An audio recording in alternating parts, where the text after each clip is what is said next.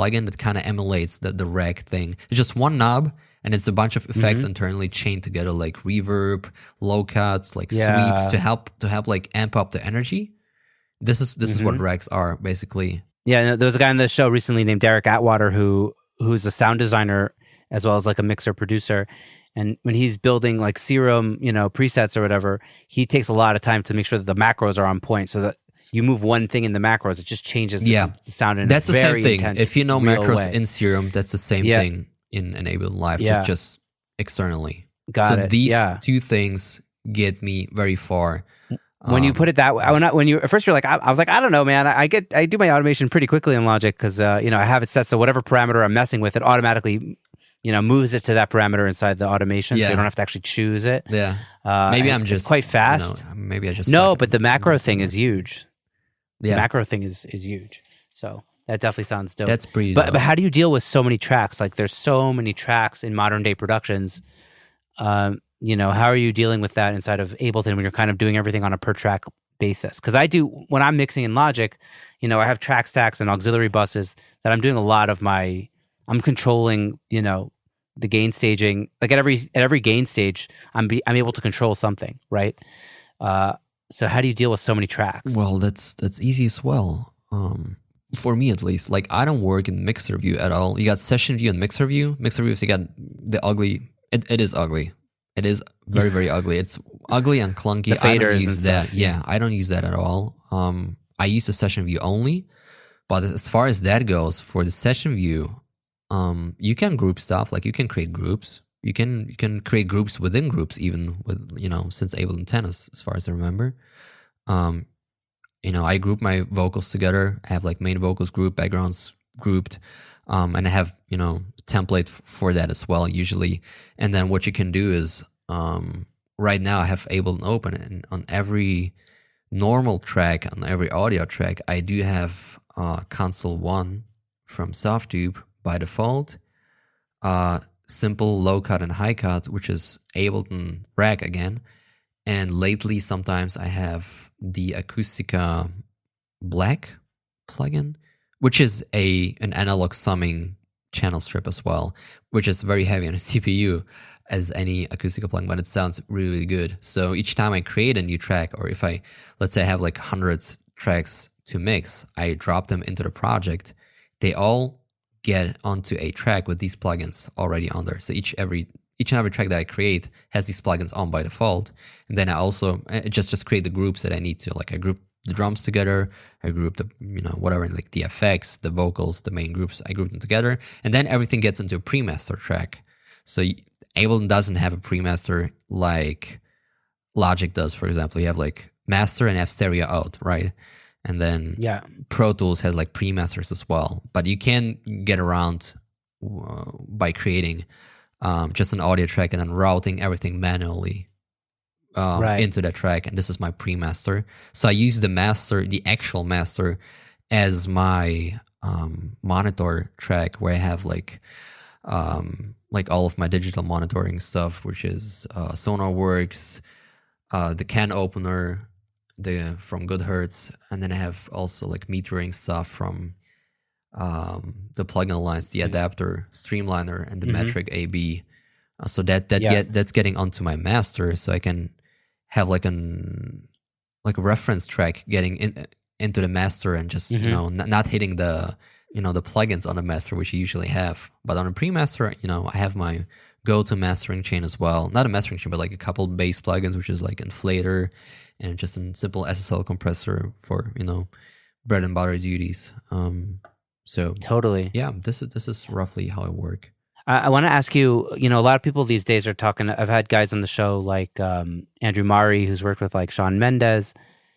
A lot of people talk about loudness and pushing limiters, and getting like a super saturated sound that way. Is that something that you ascribe to? Do you mix into a mastering chain?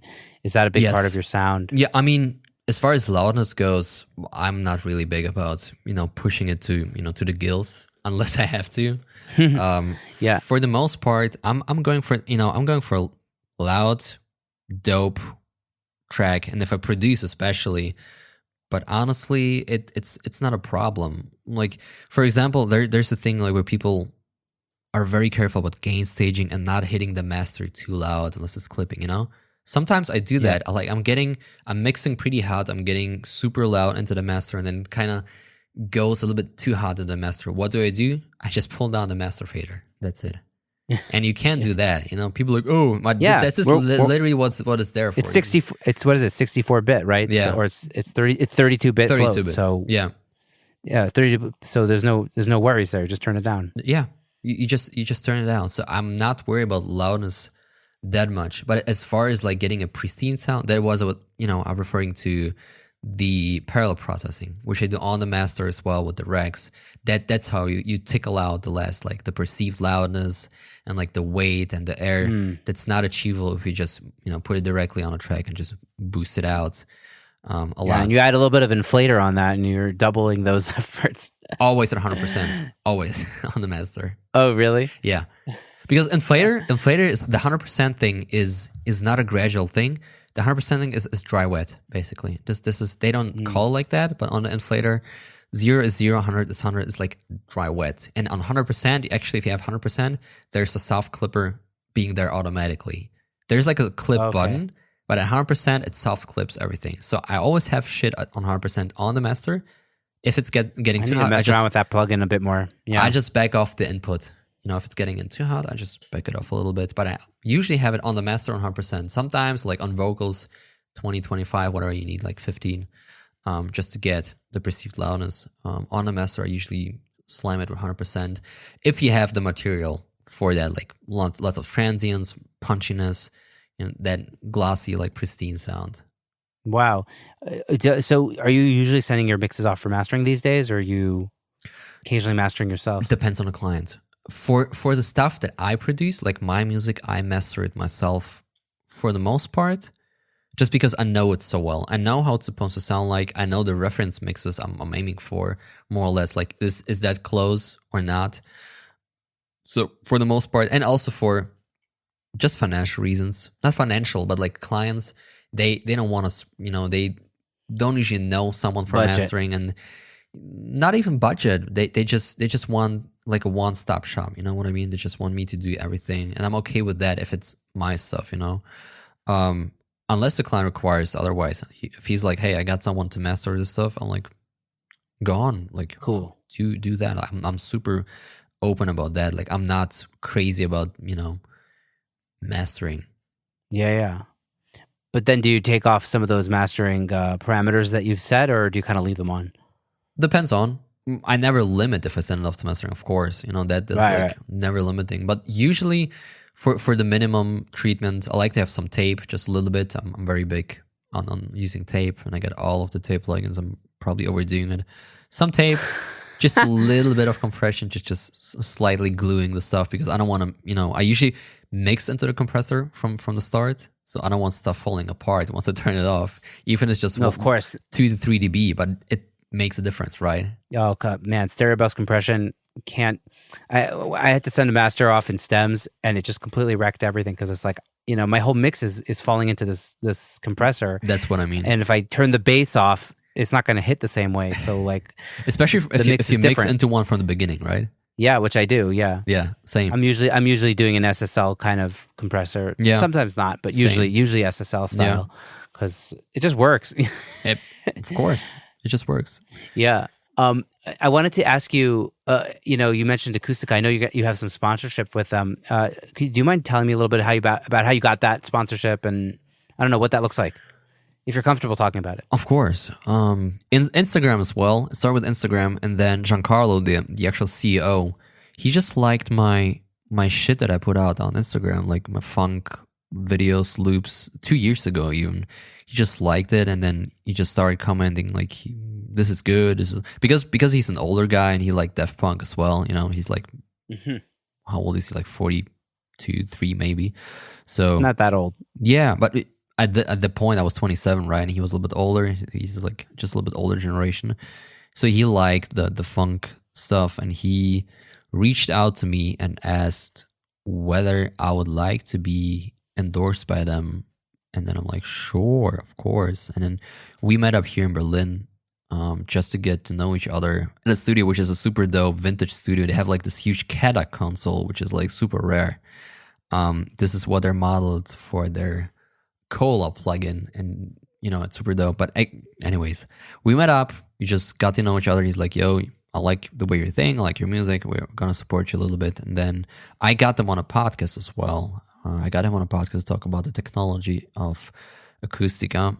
And then Andrea, which is not working, like he is not working at Acoustica anymore. It's an Italian name, so Andrea is a he. He's not working at Acoustica anymore, but he was the guy responsible for like relationship with like endorsees and the whole marketing side of things. And we got on a call as well.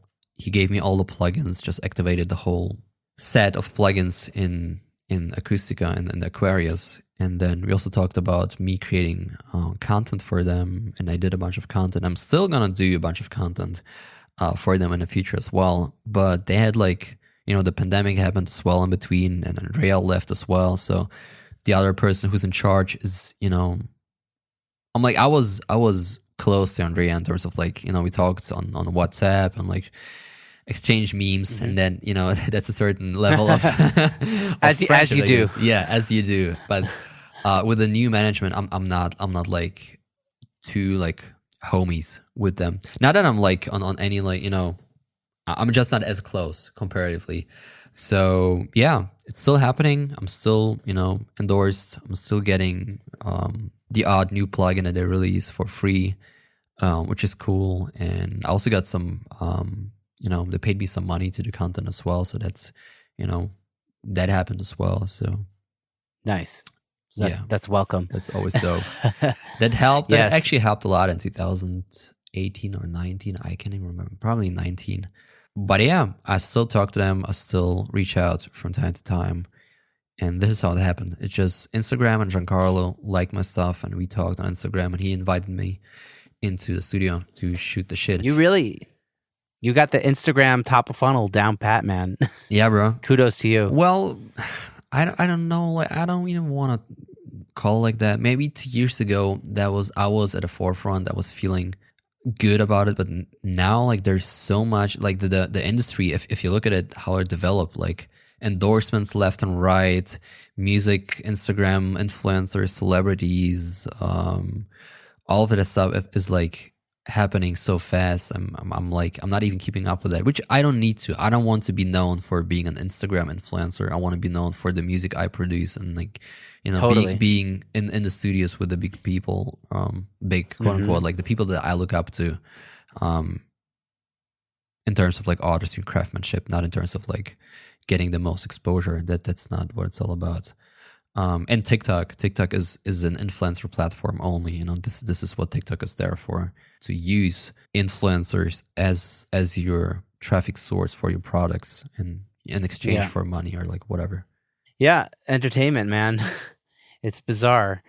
It's a weird time we're living through, in terms of like TikTok being like what people, go to for their yeah. used to Don't get me started on that, because I might go on a rant. And then also be sorry about what I say right now in like 3 to 4 months. So Okay. I don't hate it. Like I don't hate TikTok at all. Like people always think like because I troll it and I shit on it sometimes on Instagram, because Instagram is the same. This is not much different. Yeah, same shit, just different platform. Exactly. Just for the fun of it, I troll it. Maybe I'm getting old, maybe not. I don't know. But it's hard to think that 30 is old, relatively. But the thing is, you don't Yeah. need to. Like, if you don't want to be on TikTok, you don't have to. This is not, Gary Vee, he would say otherwise. He would disagree with me. He's like, you need to be on every new platform, or you're gonna be forgotten. I disagree. Like, who's whatever. got stamina for that? It's too much, Nobody. Yeah, maybe Gary. And the Vee thing does. is, look, I'll tell you one thing. The people that tell me like you need to get on TikTok, or like, why do you hate TikTok? You're an old guy, or whatever. And then I'll look at their content, and the thing is, they release meme content on a daily, just as memes about music, memes about whatever. And the thing is, you or people in general subscribe to them for the memes.